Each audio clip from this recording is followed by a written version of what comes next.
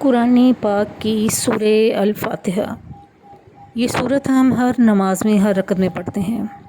7 چھوٹے چھوٹے بول ہیں، مختصر، دل میں اترنے والے اور زبان پر آسانی سے چڑھنے والے۔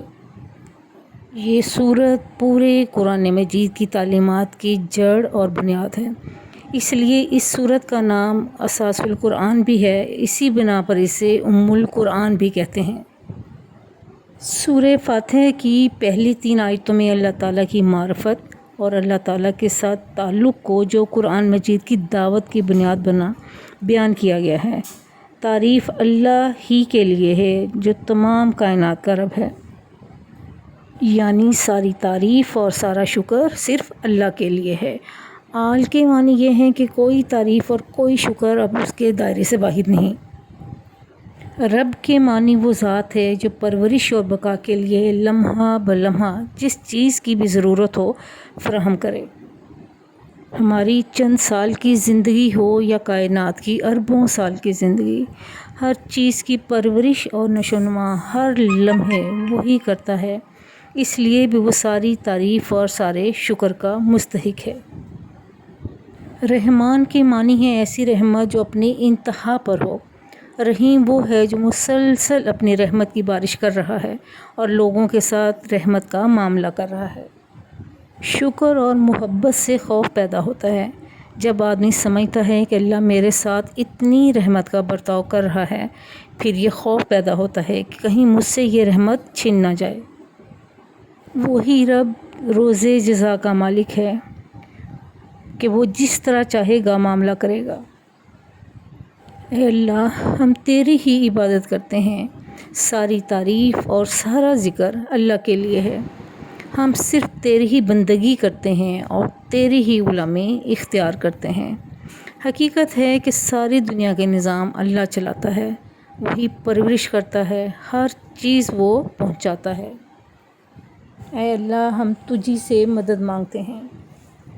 کسی کے پاس کوئی اختیار نہیں، جو کچھ اختیار اور قدرت ہے صرف اس اللہ کے پاس ہے، صرف اسی پر بھروسہ کرنا چاہیے، اس کے علاوہ کسی سے نہ ڈرنا چاہیے اور نہ مانگنا چاہیے اور نہ کسی کے آگے جھکنا چاہیے۔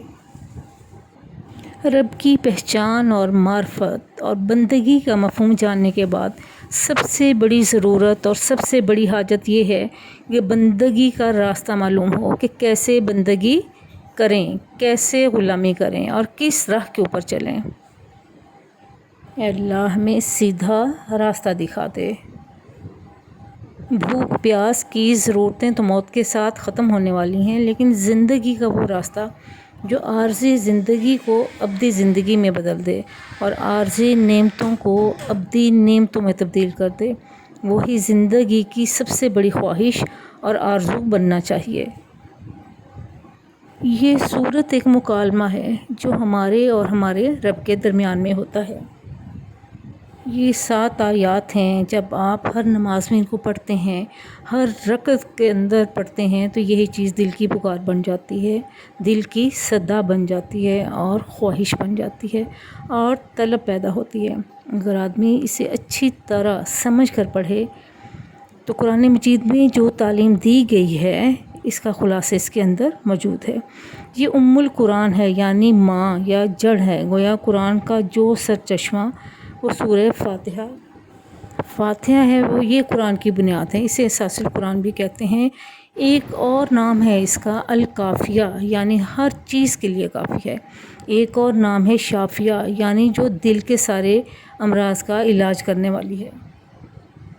سیدھے راستے پر چلنے کی طلب ہمیشہ دل میں رکھنی چاہیے، خدا سے یہ مانگنا چاہیے اور اس راستے پر چلنے کی کوشش بھی کرنی چاہیے۔ اللہ تعالیٰ نے فرمایا ہے کہ میری دستگیری کرو گے تو میں اپنے راستے کھولوں گا، گناہ کرو گے تو معاف کروں گا، لوٹ کر آؤ گے تو توبہ قبول کروں گا، کہیں بھی وہ ساتھ نہیں چھوڑے گا۔